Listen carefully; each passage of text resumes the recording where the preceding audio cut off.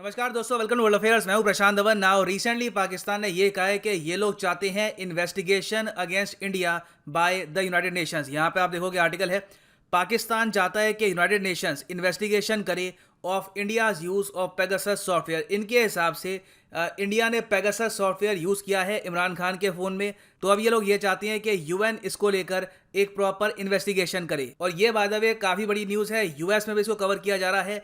ये पहली बार है कि जब एक गवर्नमेंट किसी और गवर्नमेंट के अगेंस्ट फोन हैकिंग के केस को लेकर, एटलीस्ट पेगासस स्पाईवेयर के केस को लेकर यूएन में जा रही है और यूएन को कह रही है कि पता नहीं आपकी कौन सी बॉडी, कौन सा आपका संगठन इस केस को डील करेगा, मगर हम चाहते हैं कि भारत की प्रॉपर जांच पड़ताल हो और अगर भारत पे आप एक्शन ले सके तो एक्शन भी लीजिए कि ये हम पे स्पाइंग कर रहे हैं। यहाँ पे आप देखोगे ये लैंग्वेज है पाकिस्तानी गवर्नमेंट की कि we call on relevant UN bodies to thoroughly investigate reports about India allegedly using Israeli origin software Pegasus, Israeli origin spyware Pegasus।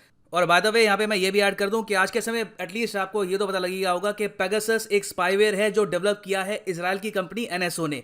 Now Israel पे भी आज के समय इतना प्रेशर है फ्रॉम अराउंड द वर्ल्ड, क्योंकि टोटल आप अगर देखो तो 14 वर्ल्ड लीडर्स हैं जिनके फ़ोन यहाँ पर हैक हुए हैं। तो इजराइल भी आज के समय ये सोच रहा है कि पेगासस का एक्सपोर्ट ही ऑल टुगेदर बैन कर देते हैं। यहाँ पे आप देखोगे आर्टिकल है द गार्डियन का, Israel to examine whether spyware export rules should be tightened. इसमें मेन फोकस इनका रहेगा एनएसओ का पेगासस, क्योंकि इजराइल पर आज के समय इतना दबाव है कि जल्द से जल्द या तो हमको प्रॉपर लिस्ट चाहिए उन लोगों की जिनकी जासूसी करी गई है पेगासस के द्वारा, या तो कम से कम हमको ये बताओ कि किन सरकारों ने पैसा दिया है पेगासस को स्पाइंग करने के लिए और वो पैसा किस रूट से आया है। दोनों जगह यहाँ पे पेगासस ने कहा है कि हम कोई इन्फॉर्मेशन रिवील नहीं करेंगे अपने क्लाइंट्स के बारे में। तो यहाँ पे पॉसिबिलिटी काफ़ी अच्छी है कि 2021 के बाद शायद पेगासस का नाम आपको न्यूज़ में सुनने को ही ना मिले ऑल टुगेदर, क्योंकि इजराइल इसका एक्सपोर्ट ही बैन कर सकता है। ना पाकिस्तान यहाँ पर कह रहा है कि जो होगा वो तो बाद की बात है, अभी के लिए हमारे पीएम की जो स्पाइंग करी गई है, इनके हिसाब से जो इनका आरोप है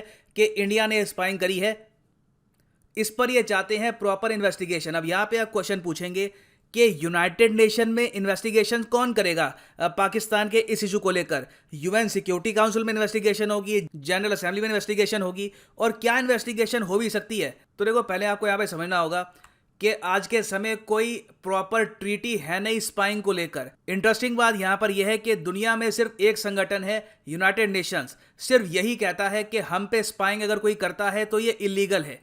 यहाँ पे आप देखोगे इस पर दो आपको ट्रीटीज मिलेगी, दो बॉडी इंपॉर्टेंट कन्वेंशन है। एक तो है 1946 convention on the privileges and immunity of the United Nations, और उसके अलावा एक एग्रीमेंट हुआ था 1947 में between United Nations, United States और Vienna convention on the diplomatic relations. इन सबको आप अगर जोड़ दो तो निचोड़ यहाँ पर यह निकलता है कि किसी भी कंट्री पर स्पाइंग हो वो सब अलग बात है, मगर कोई भी देश संयुक्त राष्ट्र पर स्पाइंग नहीं करेगा, उस पर जासूसी नहीं करेगा। अब ये क्यों किया गया है?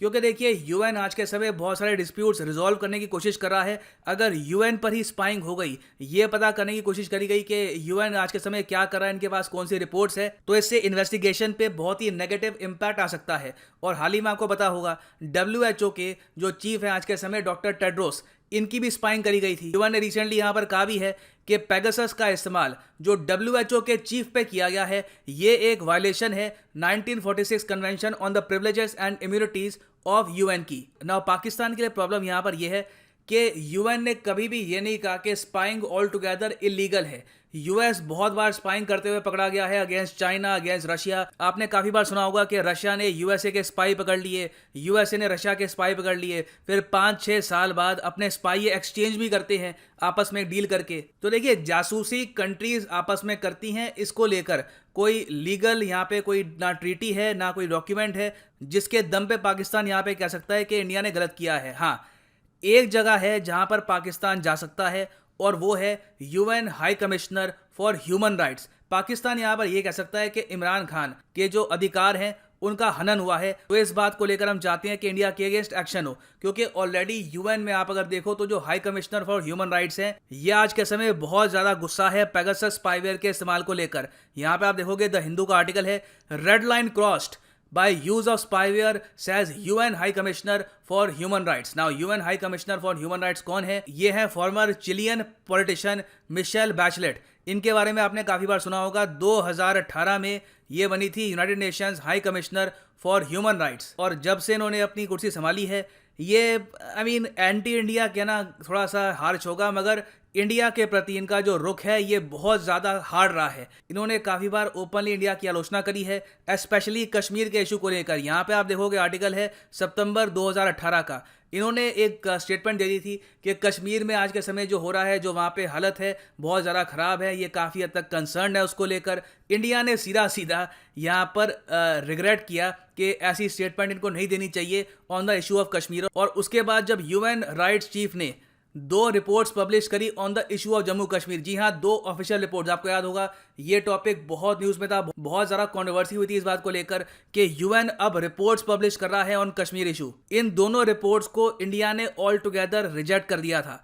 तो देखिए, ये पाकिस्तान के पास एक आखिरी, मैं कहूँगा, विंडो है जहाँ पे कंप्लेन कर सकते हैं इंडिया को लेकर, कह सकते हैं कि जांच पड़ताल करो। इसका कोई ज़रा इम्पैक्ट होता नहीं है भारत की विदेश नीति पर।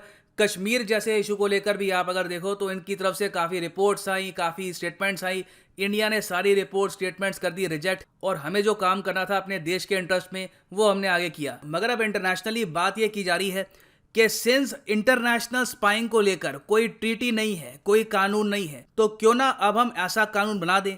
आज के समय सिंस डिजिटल स्पाइंग हर जगह हो रही है, प्रिवेसी नाम की कोई चीज़ बची नहीं है, तो क्यों ना यहाँ पर कंट्रीज आपस में एक ट्रीटी करे कि एटलीस्ट प्रेसिडेंट और प्राइम मिनिस्टर की स्पाइंग नहीं की जाएगी। इस पर आज के समय बातचीत की जा रही है, और यहाँ पे मैं जानना चाहूँगा आपका ओपिनियन कि क्या आप मानते हैं यहाँ पर कि स्पाइंग के केस में, देखो स्पाइंग ऑल टुगेदर नहीं रुक सकती। आप अगर ये कहोगे कि आज के समय जो भी दुनिया भर में स्पाइज हैं ये वापस अपनी रिस्पेक्टिव कंट्रीज में चले जाएं और स्पाइंग ऑपरेशंस बंद हो जाए, तो ऐसा होने नहीं वाला। आईएसआई, रॉ, CIA, ये जो वेरियस एजेंसीज हैं ये सब अपना काम करती रहेंगी, मगर एक यहाँ पे प्रोटोकॉल सेटअप किया जा सकता है कि जो हेड ऑफ स्टेट्स हैं या जो प्राइम मिनिस्टर्स हैं, जो इंपॉर्टेंट फिगर्स हैं उस कंट्री की, उन पर स्पाइंग यहाँ पर ना की जाए पर्सनल लेवल पर, कि उनका कंप्यूटर, जो उनका फ़ोन है वो हैक ना किया जाए। इसको लेकर आज के समय डिस्कशन चल रहा है।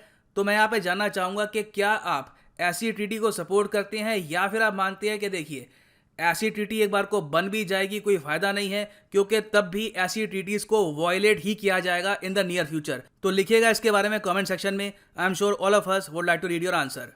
और फाइनली अगर मैं ये भी ऐड कर दूं कि मुझे कई बार स्टूडेंट्स ये कहते हैं कि सर आप कहते हैं कि अगर आप कोड PD10 यूज़ करोगे तो आपको मिलेगा 10% डिस्काउंट। तो कोई ऐसा कोड नहीं है PD100 जिससे 100% डिस्काउंट मिले। Well how cute. मगर देखिए, आपको अगर 100% डिस्काउंट चाहिए ऑन अनअकैडमी कोर्सेज, तो इसके लिए पार्टिसिपेट करो अनअकैडमी कॉम्बैट में 11 बजे, ठीक 11 बजे एक कॉम्बैट शुरू हो जाएगा। ये बेसिकली एक ऑल इंडिया टेस्ट होता है। इसमें आपकी अगर रैंक अच्छी आ गई तो आपको यहाँ पे मिल सकती है अनअकैडमी स्कॉलरशिप, मतलब free Unacademy course for UPSC examination. तो आपको यहाँ पे क्या करना है, कमेंट सेक्शन में जाओ, वहाँ पे पिंड कमेंट में आपको लिंक मिल जाएगा अनअकैडमी कॉम्बैट का, इसको क्लिक कर लो। अगर मोबाइल फ़ोन पे है तो अनअकैडमी की ऐप पहले डाउनलोड कर लो, रजिस्टर कर लो, फिर यहाँ पर लिंक पे क्लिक करना, एनरोल नाउ पे क्लिक करना, फिर उसके बाद, और अगर आपसे यहाँ पे कोड मांगे तो कोड डाल देना PD10, और फिर आपका 1 घंटे तक होगा टेस्ट। आपसे क्वेश्चन पूछे जाएंगे based on history, geography, economy. All over India students ये एग्जाम अटेम्प्ट कर रहे होते हैं। इट इज़ लाइव, और अगर आपकी टॉप 500 में भी रैंक आ जाती है तो आपको 25% का डिस्काउंट मिलेगा ऑन अनअकैडमीज कोर्स। अगर आपकी टॉप 50 में रैंक आ जाती है तो आपको 50% का भी यहाँ पे मिल सकता है डिस्काउंट, और अगर आप टॉप 3 में आ जाते हैं तो absolutely free course by Unacademy. मैं उम्मीद करता हूँ आपकी अच्छी रैंक आए and you get good discounts on Unacademy's courses. So इसी नोट के साथ यह वीडियो कांत, thank you for listening and as always God bless you all.